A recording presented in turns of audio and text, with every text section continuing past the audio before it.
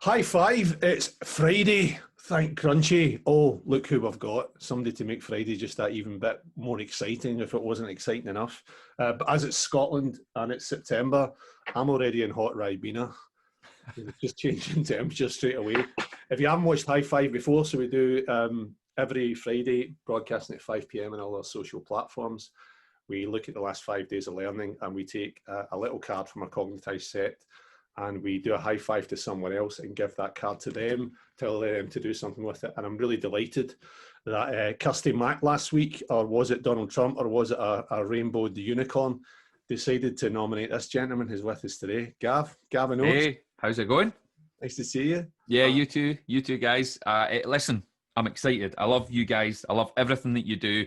And thank you so much for asking me to be a part of High Five. I saw it obviously last week, and then my name came up, and I was like, I'm a part of this all of a sudden. So yeah, I'm excited. Nervous for some reason, but excited.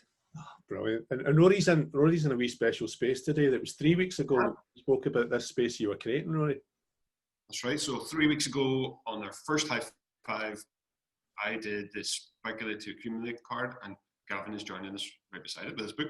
So I'm now upstairs in the new Merchants of Fun building, and we're getting ready for the clubhouse where parents, teachers, adults, anybody will be able to come here and learn how educational games and cognitize can be used in their education, their well-being, and their development. So it's getting exciting. Downstairs is pretty much done. My biggest challenge this week was placing 4 footballs underneath Football Fortunes 2019.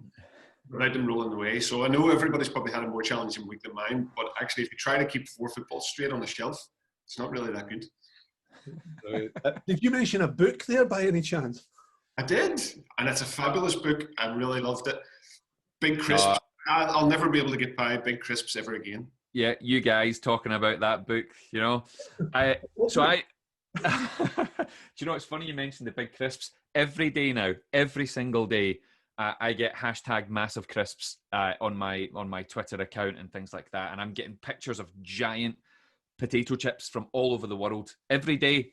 Yeah, it's amazing how the concept of pulling a giant crisp out of a bag seems to have really captured people's imaginations. I think if Maslow had to do his hierarchy of needs all over again, when he put Wi-Fi at the bottom, he should put giant crisp at the top of it. Listen, let's put that out to the world. I'm there, 100%.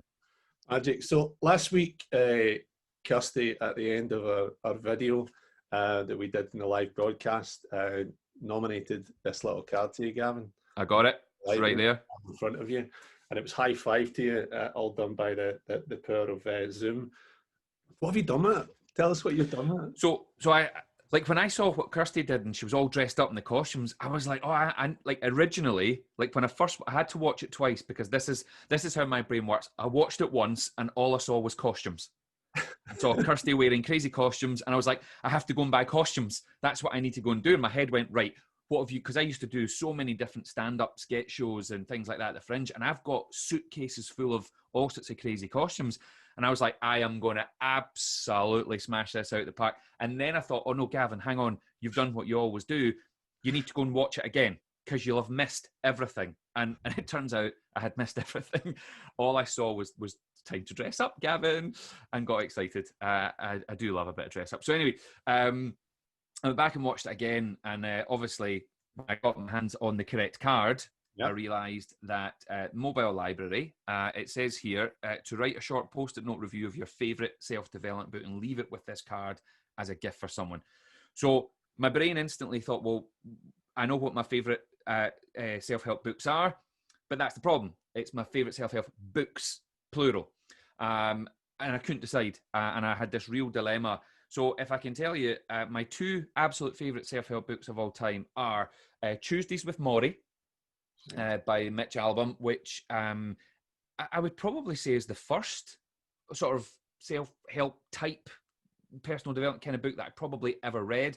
I think I was in my early 20s and I was on holiday with she's my wife now, but my then girlfriend.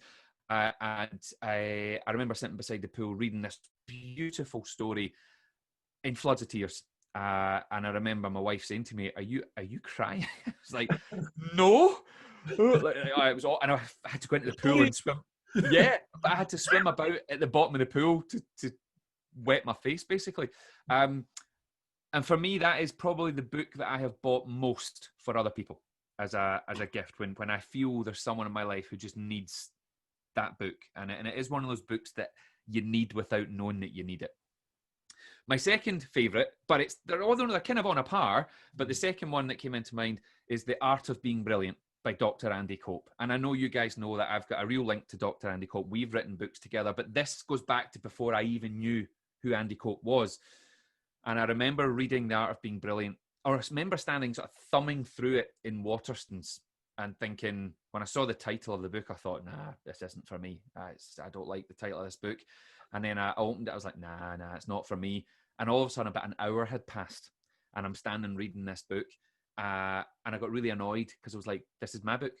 Like, who's this guy? Who's this guy that wrote my book? Like, he's written it in the same language as me. This is how I write. This is how I talk. This is how I think. A few less sweary words in Andy's work, to be fair. But I cut little bit. Well, yeah, there's the odd wee rude word, but I've taken it to a whole other level.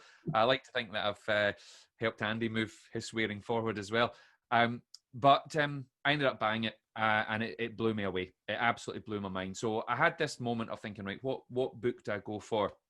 And I have actually chosen Art of Being Brilliant. So that's it there. It's by Andy Cope and Andy Whitaker. And like I say, Andy Cope is now Dr. Andy Cope, the UK's first ever Doctor of Happiness, which I just think is very, very cool. So this is I actually have 2 or 3 copies of this in the house. So this is one of mine. But what I did with one of the copies that's basically brand new and unopened, I simply wrote a beautiful wee message in the inside of the book. Now I'm going to make some apologies here because I could have filmed this, but I didn't. But what I did was, and I quite like that actually. I like the fact that this is just between me and someone else, except they don't know it's me. And I just wrote a wee message in the book that simply said, "You never know, this might just change your life." That's it. And I just wrapped it up, not particularly fancy, but I just wrapped it up in some sort of crepe paper, and I just propped it on the bench at Starbank Park in Trinity in Edinburgh, and I just propped it up on the bench, and I walked away. And I have no idea, it's not there. I know that it's not there. I don't know who's picked it up. I don't know if it gets swept up and put in the bin. I don't know if somebody's reading it. I don't know if it will change someone's life. I don't know if a dog ate it. I don't know if a giant dinosaur-sized seagull that we have here flew away with it and it's now down New Haven Harbour in amongst unwanted fish and chips. But I like to think, guys, that the right person found that book for the right reason. And whether they read it or they give it to somebody who needs it, because again, it's one of those books that I think sometimes people just need. So that's what I have done with my favourite self-development book. I have gifted it to a park bench in the hope that somebody has sat down beside it and thought, what is this? And who knows, maybe they're sitting reading it now with a great big smile on their face thinking, yeah, I'm ready to go and take on the world. I think it's going to be the most educated and brilliant seagull that you've ever met in your life. Yeah. Some seagull just sitting down by the harbour going, I'm ready. I'm ready to take on the world. Yeah, its wing is doing this and it's looking at all its mates eating the chips going, nah, you guys, I've moved on. Scraps, I'm on the caviar. They're doing all the little exercises that Andy's got in his book, you know, about things you're great at and things you love. And yeah, but I think I was trying to originally think, right, I want to do something really, really like crazy here. But actually, the more I thought about it, the more I thought, actually, Gavin, you're overthinking this. So I just thought, no, I'm going to. It's a bit old school, but I thought I'm going to place it. And I love the idea that that book is now away somewhere else and being well read and hopefully well loved as well. If I tell you that when I created that card, I was sitting in Silverburn Shopping Centre in Glasgow in a coffee shop, and when I got it printed out, I went back to Silverburn Shopping Centre and I put it inside a book, and I took it and I left it in the middle of the shopping centre and put it on a bench. Amazing. So there's a lovely synergy to that as well, actually. I love it. Oh, and I've the one I have a confession to make. I didn't leave the card in the book. Oh, I know it, I know it says that I was meant to, but I will be honest, I forgot. But then there's that bit of me as well going, but I'm still, I love that. I didn't put my name in it. I didn't say that it's from me. I just there's a wee bit of me loves the fact that it's that, I guess it's that random act of kindness, isn't it? You inspired that by what you did, so it doesn't have to be your name. It doesn't even have to be the card. It's the fact that it got you to go and give that and to do that to somebody else, and that's what we want to inspire through it as well. So love it, and thank you for giving me the chance to do it. No problem. Thank you for doing it. As a previous lifelong bookseller, I'm loving that there's so many books being handed around and passed people to people. And Tuesdays with Maury, if you had before that, if you haven't wanted to just dance uncontrollably, read Tuesdays with Maury, and it's going to make you want to just dance somewhere. Oh, it's just honestly, it's a beautiful, beautiful book. Actually, I'm now tempted just to order a copy of that now and actually go and just leave that somewhere else. Got to do it. So we maybe your book, Gavin, somewhere with this little note inside. It was something similar to repay the favour of what you've done with that card for someone else. But you had to nominate somebody else. Yeah. Card. So if I could ask you to select which card of the 52 that you wanted to pick and who you wanted to pick.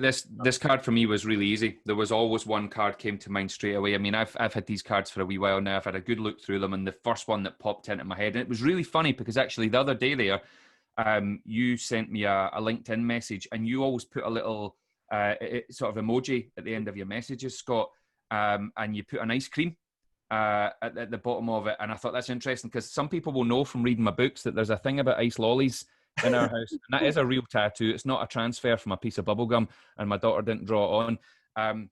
Ice lollies and ice creams play a big part in my life, and I believe that every day you should have at least one ice lolly or ice cream built into your day.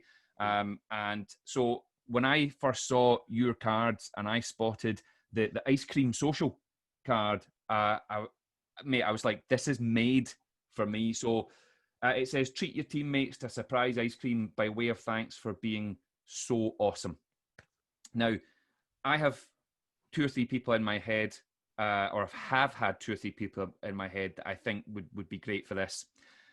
Do you know who I think the right person is for this? And I'm going to just keep it all themed here, is Dr. Andy Cope. Cool. I think to have the UK's first and only doctor of happiness delivering ice creams, ordering ice creams, sending ice creams, however we do it in this modern world, to his team would be amazing. So Andy Cope, Dr. Andy Cope, I'm challenging you to get ice creams to your people, and big thank you for writing one of my favourite books of all time. Brilliant. Thank you very much, Gavin. We had a pre-discussion prior to this recording this morning, and Gavin was saying he had somebody in mind. I said, but don't tell us before we do the recording. And you can see all these cards behind me in my office up the top shelf. I took one card last night and I sat it on my desk. I love it. I was not planned whatsoever. I did not know I put that on my desk last night before I left my office. Well, it's my favourite. I at Tree of Knowledge with my team, you know, there are times where we arrive at the office and we bring in big boxes of ice lollies and ice creams and get them in the freezer, and there's nothing better than just taking a nice lolly break. Absolutely. So Gavin, listen, thanks a million for doing that for us. Thanks for spending the time with us this morning. We'll finish on a high five, but maybe an additional instruction if you haven't thought about it today. When you watch this video and you finish watching it and you've heard Rory and Gavin and myself chat, the next thing you need to do is go to the freezer or go to the shop and buy your team or buy your pals or buy your household a lovely ice cream or an ice lolly and bring it back and said, Gavin says you need an ice cream. Yeah, and because it's Friday, I recommend the Knobbly Bobbly. Knobbly Bobbly. Now we're talking. Bobbly. High five, Gav. Thank you very much. High five. Take care. Have a great weekend, folks. Enjoy the Knobbly Bobbles.